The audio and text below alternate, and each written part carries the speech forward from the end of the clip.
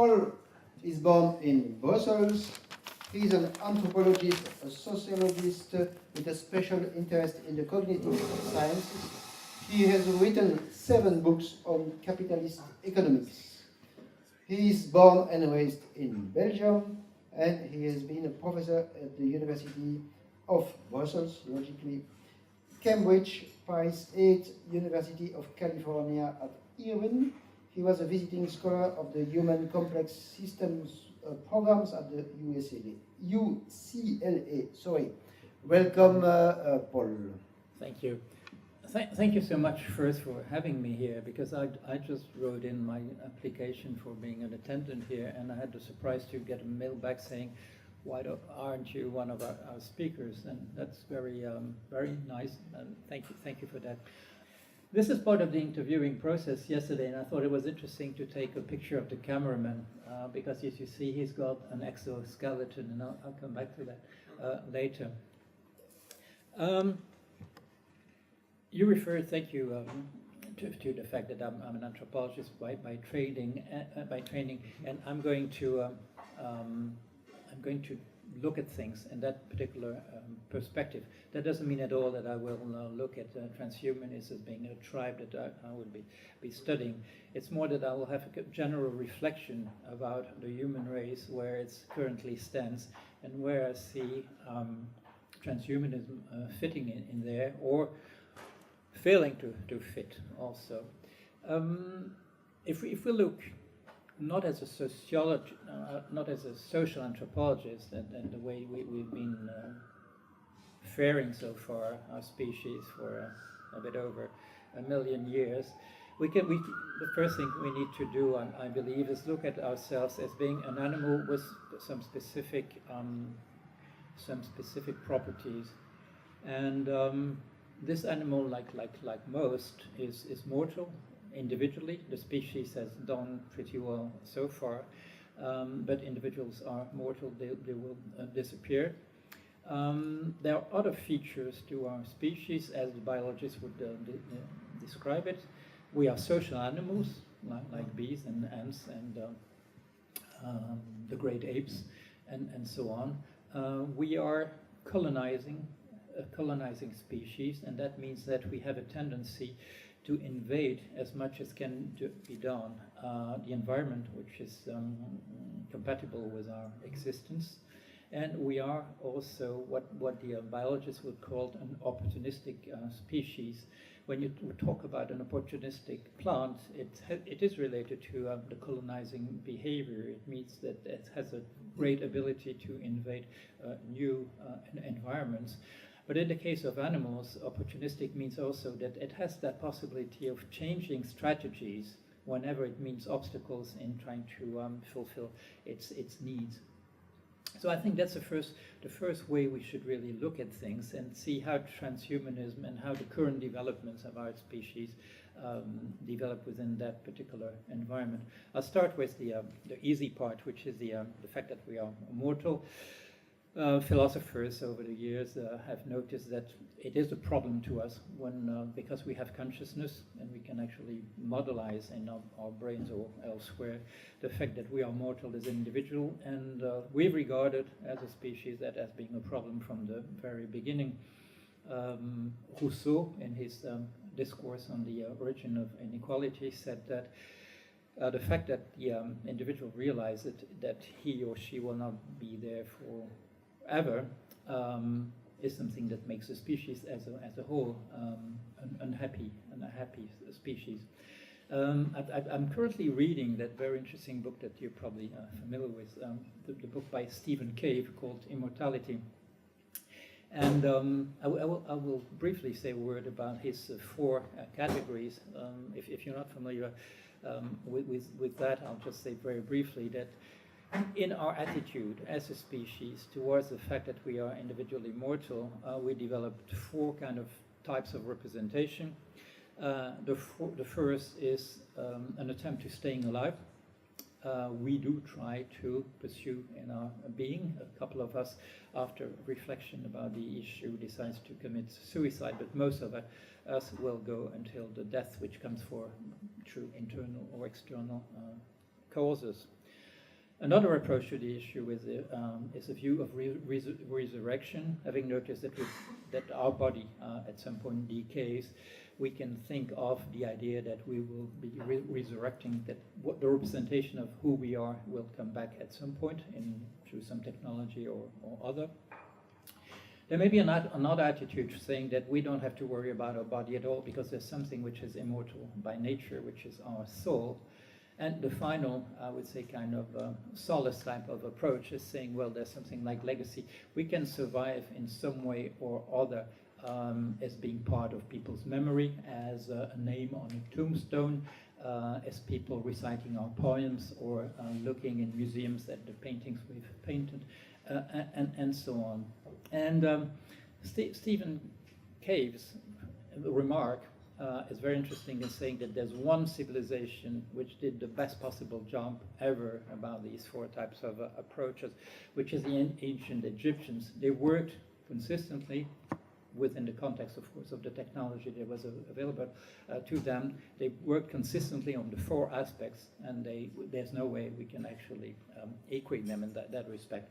Most important religions since then have concentrated on one aspect, on resurrection, on the existence of a soul, and so on. So what is remarkable for the anthropologists, when you think of transhumanism, as I say, they're coming very close to what the ancient Egyptians have done. And even better than that, the technology around is actually giving some credence, giving some support to the idea that actually it could actually work. It would be possible to, it might be possible to live forever first. I mean, the staying alive strategy would be actually a winning strategy right now. You're certainly familiar to Aubrey de Grey's notion of mortality, escape velocity, the very idea that as currently medicine is making progress such that every year we gain another 3 months in life expectancy. So that's very important for people of my age, knowing that you only get older by 9 months every year because your life expectancy is moving a little bit up along the line. That may be not entirely true, of course, because the progress which has been made may be about some, how would I say, infancy disease, which would not be relevant to, in my case. The escape velocity would be, of course, 13 months, or a little over 12.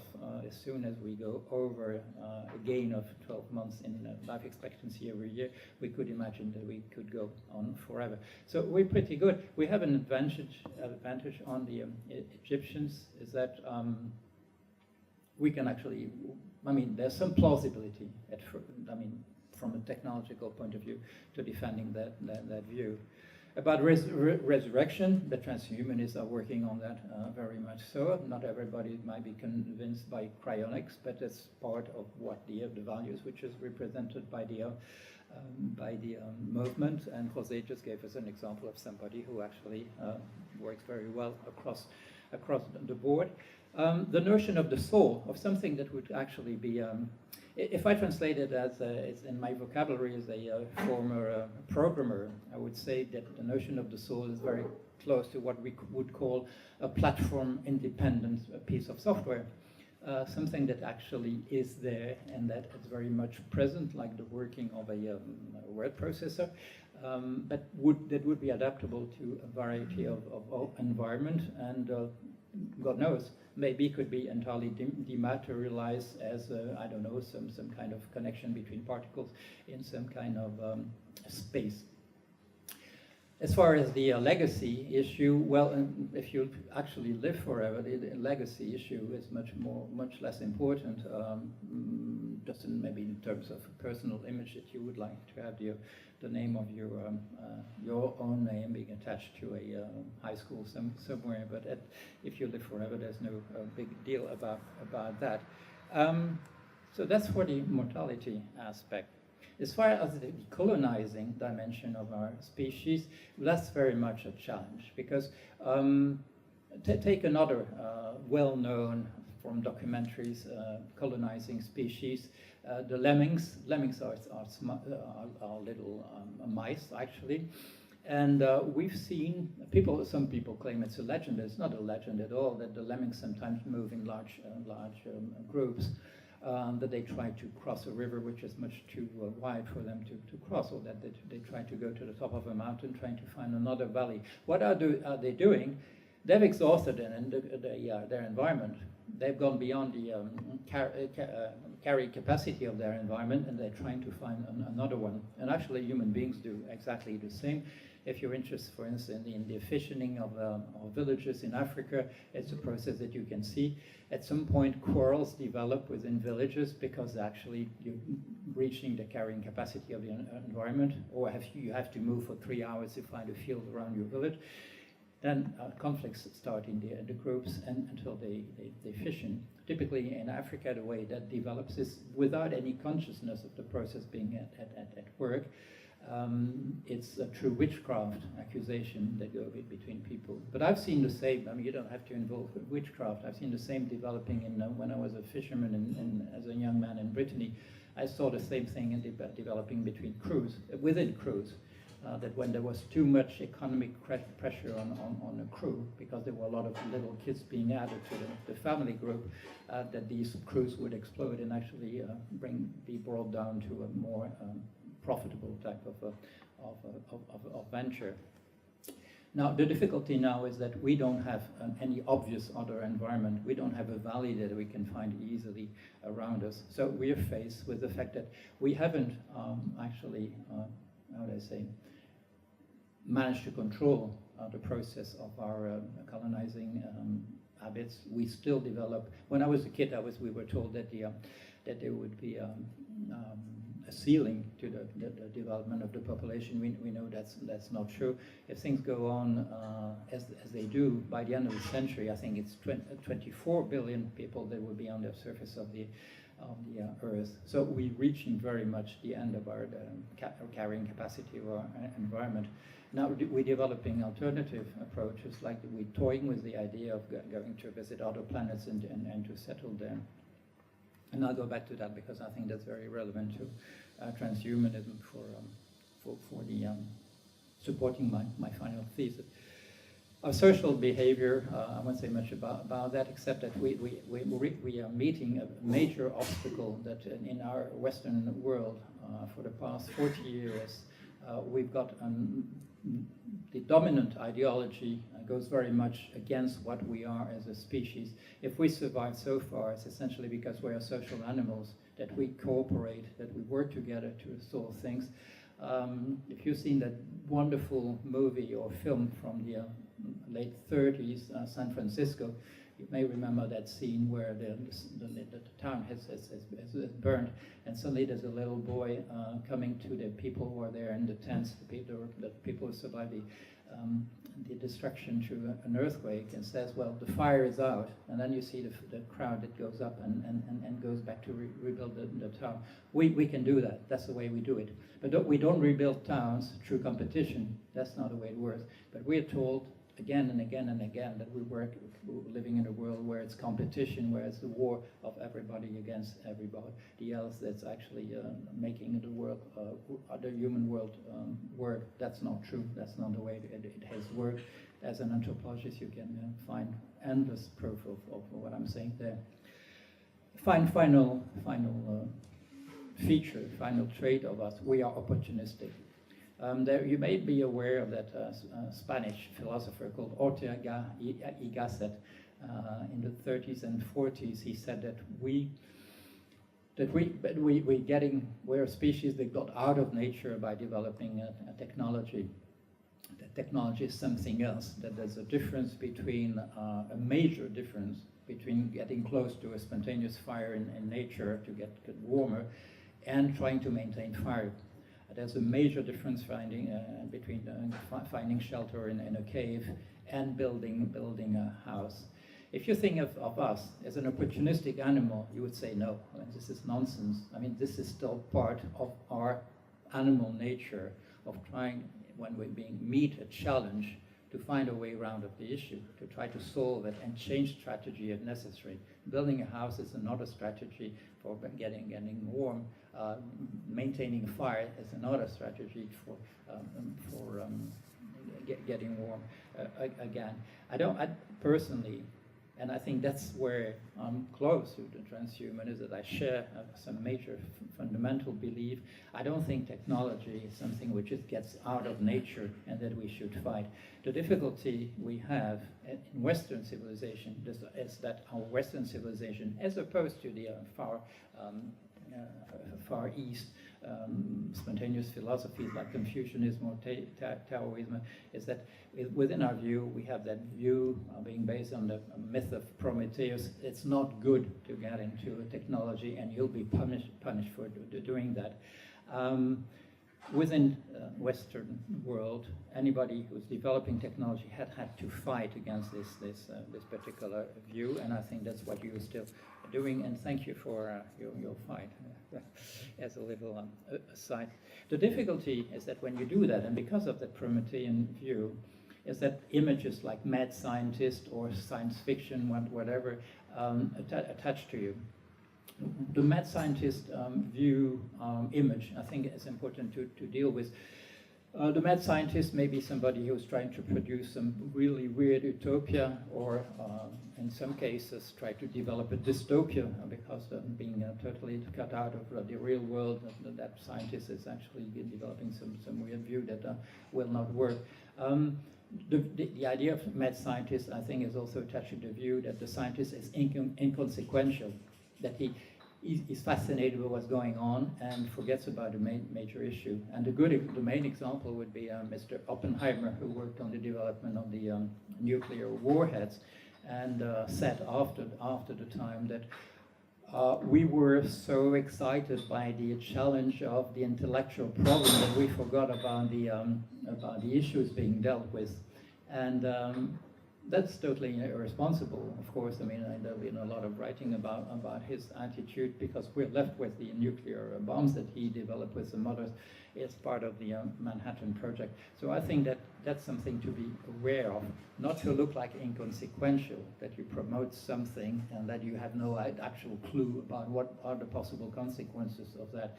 As you may note, the conservative, libertarian, ultra-liberal view, which is in our world, draws the attention on the fact that progress has always not taken into account the possible side effects of what is going on, like mental confusion, which I'm safe so far from.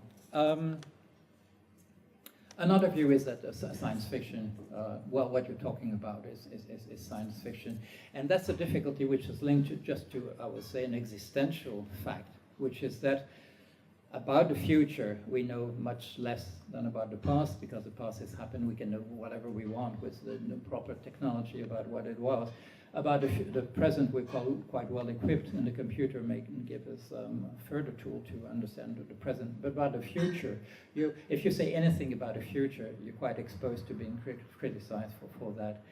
Philosophers have noticed that there are only two things we can say about the future. We can say with certainty about the future that something that we know is impossible will never happen, and something which we know is necessary will always happen. We can also say it will happen.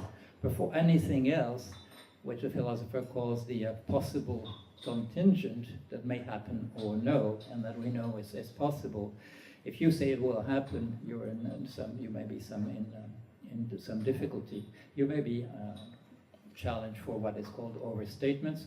I worked as a researcher in artificial intelligence in the late 80s, and the view, I mean, the opposition was essentially about overstatement. Well, some people in the past said that we would be here or there 5 years later, and we're not there, and we knew at that time in particular there were some major bottlenecks about semantic network, about 3D vision for a machine, and so on. But now we know with hindsight that maybe the 5 years view was not correct, but if we had said 10, it would have been okay, because it happened in that time. Of course, people need funding, and they have to say 5 instead of 10, and so on, but this is something to be careful about. I think the best response when being criticized on that issue of that, well, this is science fiction, maybe it will never happen, or there have been overstatements in the past, is to draw the attention to what were predictions, forecasts, and are already there. Okay, that's why I took that picture. Exoskeleton, well, that cameraman, he's got an exoskeleton. It's already there.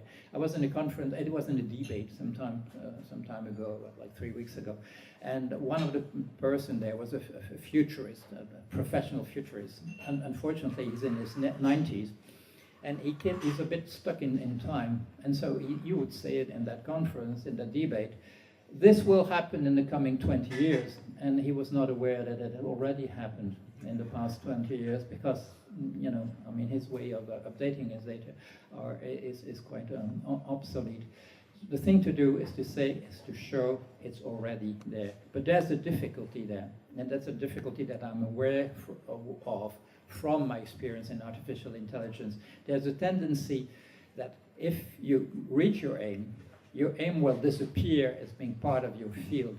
If it becomes, I got that thing in my pocket that you know about, if I can find it. Well, anyway, it's called a smartphone.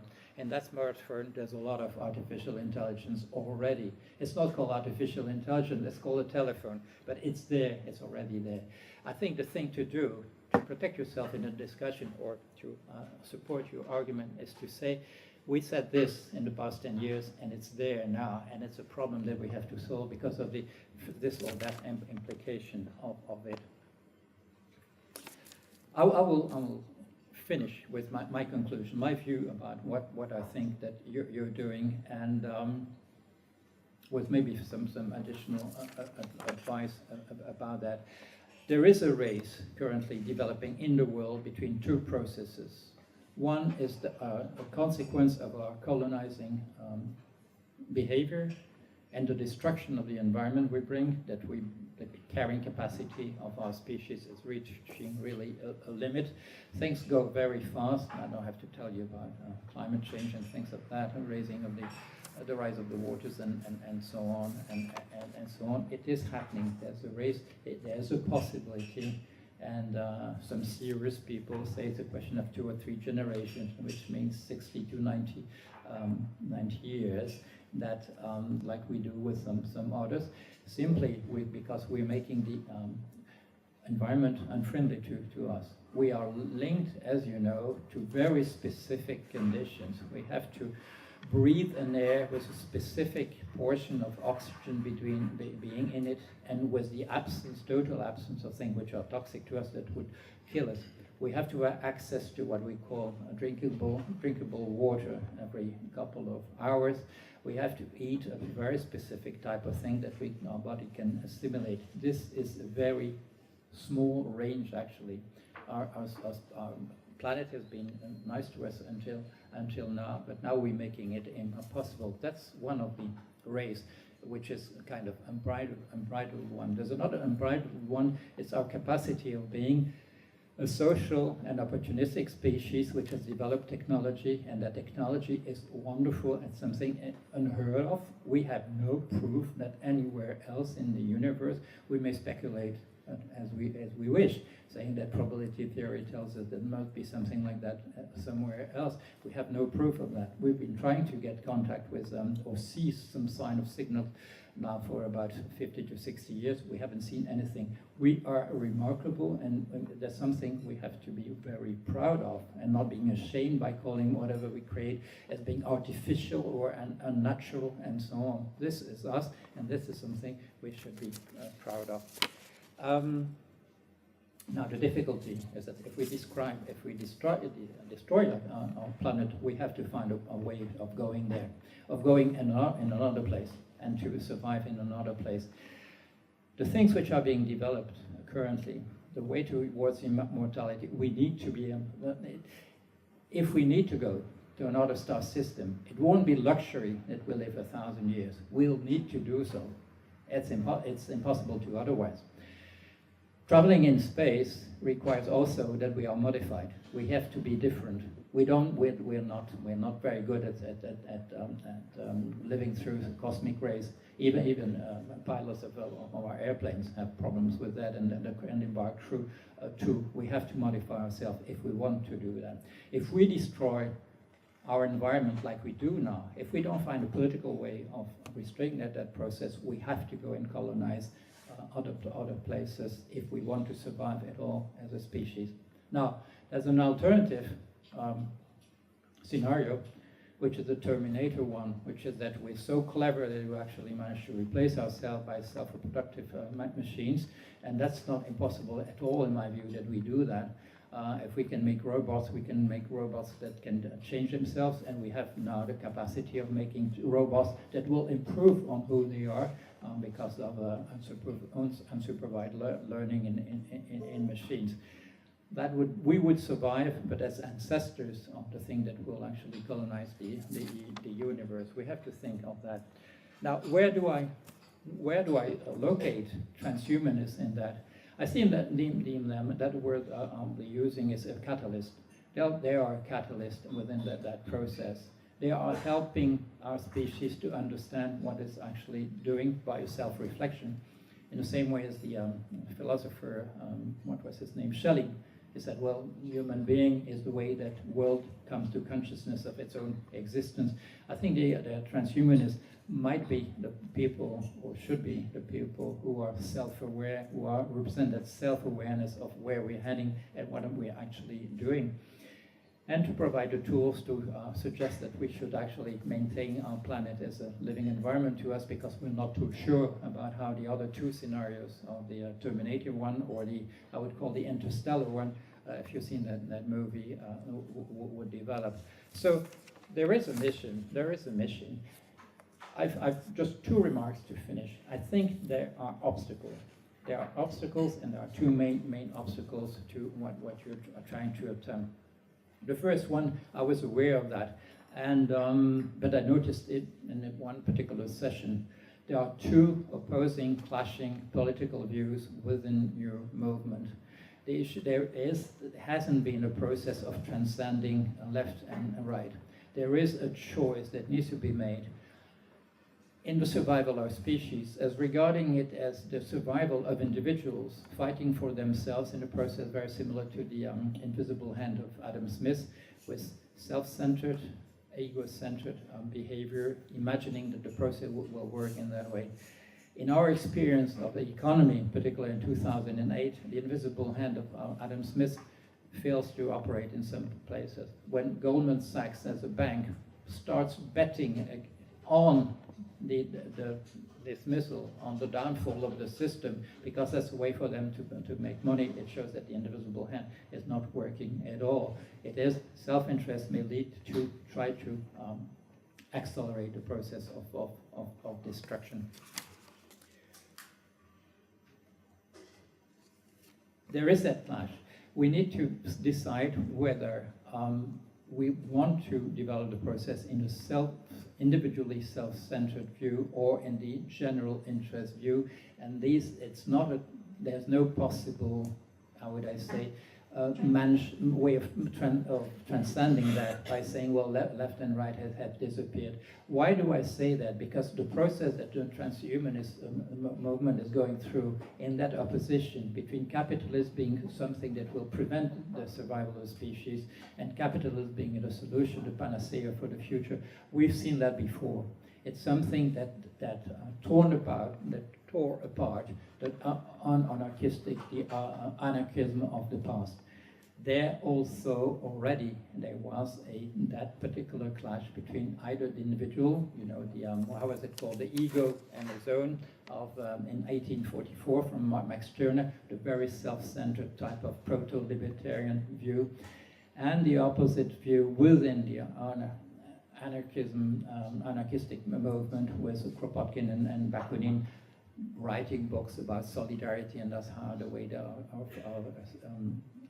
our species will survive. if that issue is not solved by discussion, then you will simply have two movements working in parallel, sharing some views about technology or whatever, but being at the very opposite of the political world and not being able to solve that issue. That's been the historical problem of anarchy. It hasn't gone anywhere in terms of realization. The ideas are beautiful. I'm trying personally to revive some of them in my political program, if I may say so. But that's the reason why it was actually sterile very much as a train of thought so far. And the other thing I would just like to finish with that, I have the feeling, and that's what I mean. There was a hinted at that because I made a remark on the first day. You are activists and you are part of a movement, and the issue to think about is how much are you necessary at all in the process, and I think that's something that needs to be found out, because currently, and I understand that was from corridor conversation with some of you, there's quite a distance between the views you develop and the very, would I say, militant work you're doing, and the people who are actually, that's not implementing, really implementing transhumanism within reality. I see discussions often, people say, well, we don't know where the funding comes for these transhumanist views and so on, and this is not true. And in that very good book by Mark O'Connell, Man the Machine, that I recommend to your reading if you haven't read that so far, more and more the picture emerges from his investigation that it is essentially the army who's funding the things we believe in. And this was, when I discovered that, there was nothing to surprise me, because just a personal little anecdote, when I worked in artificial intelligence, I would have liked to go on forever doing that. And suddenly we were called, it was in 1990, by our bosses and say, well, there's no money left, there's no funding left. And we asked, well, why is that possible? Because we're working on a project, Connex project for British Telecom, and we were told, well, actually, you folks haven't been told, but you were not working for us. You were told you were working for, a kind of a telephone interchange where the robot would tell people what to do and solve their problem. But actually, what you were trying to solve was a problem of interchanges in the cockpit of a fighter plane between the pilot and the plane. And say, why weren't we told that? Because you nerds, you geeks, you wouldn't have accepted to work for the army. And we looked at each other, we said, well, that was true. What was happening? We were in 1990, 1989, the fall of the Berlin Wall. Suddenly, out of the funding for the army dropped, for the Ministry of Defense dropped in a major way, drastic way, everywhere in the Western world. And that's why we had to find something else to do. But the fact is already, it was the army that was working. If you think of these wonderful robots of Boston Dynamics, I don't know whether you know that or not. There's been only so far one client for that, which is DARPA, which is, some of you know that, which is the American Research Department for the US Department of Defense. So we have to think about it. I hope that what I said, that as a few remarks, is helpful. And now I'm open to some questions. Thank you.